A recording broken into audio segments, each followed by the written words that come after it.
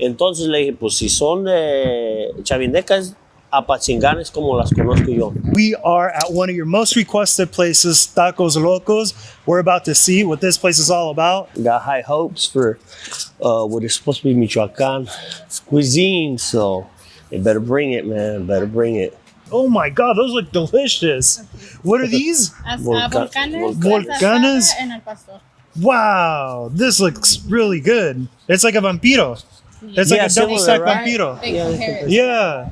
Chavindecas and Morisquetas. and Morisquetas. Cool. Yeah, for sure. Thank you. Thank you. So this is all new food to me. Yep.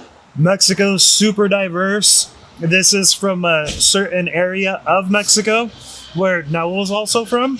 So that's why I wanted him to come along too, so he could tell me how it tastes. Because for me, it's my first time trying any of this. I'm super excited. This looks just like a vampiro right here. Yeah. I'm going crazy over this. You Look got, at this. We I got the asada and adobada. adobada. And adobada is like al pastor, right? It's a marinated pork. Yep. It should taste a little different though. Yeah, I don't think it should have any hint of sweetness from the pineapple or anything like that. Gotta get the lime in there. And look at this. This is like a vampiro. The only difference between this and a vampiro is that it has like two tortillas. So it's like a vampiro, but with two tortillas stacked on top of each other. That's really good. You know? Yeah, I like that. So we're gonna do the chavindeca right here. Looks like it's cut up into pieces also, kind of like, you know, typical quesadilla, except it's a handmade tortilla. We have cheese. This one we ordered is asada. Right here. Tortilla is good. It's not over salted or anything, so. I mean, if you love cheese, this is the way to go. Super cheesy. The asada is legit. Boom. It's been sitting for a while too, for a little bit while we were talking, and it's still, look how cheesy that is. It's like a giant handmade tortilla. Look at that. It's thick. One of the things that worried me about this was that the tortilla is so thick, but because they're using so much cheese and a lot of that cheese is getting cooked, kind of like sinks in a little bit, if you know what I mean. Yeah. It's delicious. And look at the crispy sides of the cheese. The morisqueta. That is gonna be your. And what exactly is this? Okay. So I grew up eating this as a kid because this is what you give the kids that, you know, if they're picky eaters, it's just like a rice bowl. You make a rice plate. For kids, they usually, what you have is like beans and just top it off with cheese and crema. And that's just the simplest morisqueta you'll get. Mm-hmm. And we grew up eating that like a lot because sometimes parents didn't want to cook. Yeah. Like, hey, what's on hand? Yeah. White rice, cheese, crema, and beans. Boom. Do it together.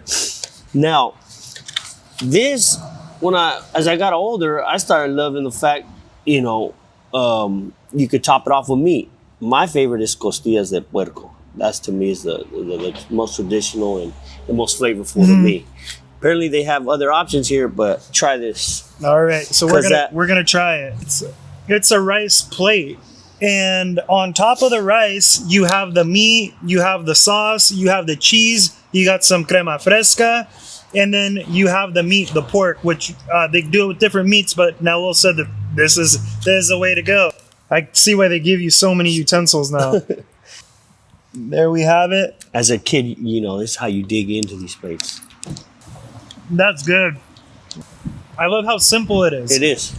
The only thing I could really compare it to, like costillas de chile colorado that aren't spicy. Yeah. Great flavor. I love simple ingredients. White rice. Naul didn't even wait for the volcano. No, it was super good. He just went for it. Hell, yeah, I'm like, okay, we just need to shoot that part and we're done.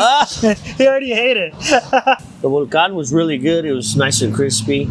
I haven't had anything like that out here, so I like that. Morisqueta, obviously, like I said, is something typical that I've had growing up. So, I mean, I just like it in general. Because, you know, it's just a dish that reminds me of when I was a kid growing up. And You know, you couldn't go wrong with it, bro. Yeah. You couldn't get wrong. If you were hungry, you're like, una morisquetita, you know? Yeah. That's how I do it. Those ribs are super good too. Yeah. Like the ribs that they're using on this. Our salsas all had good flavor. I liked them all, from the reds to the greens. There's a tomatillos, jitomate one, and then it looks like this other green one. I want to say it was like, it was more like of a salsa cruda, this green one. And it was really good. All of them paired good with all the food.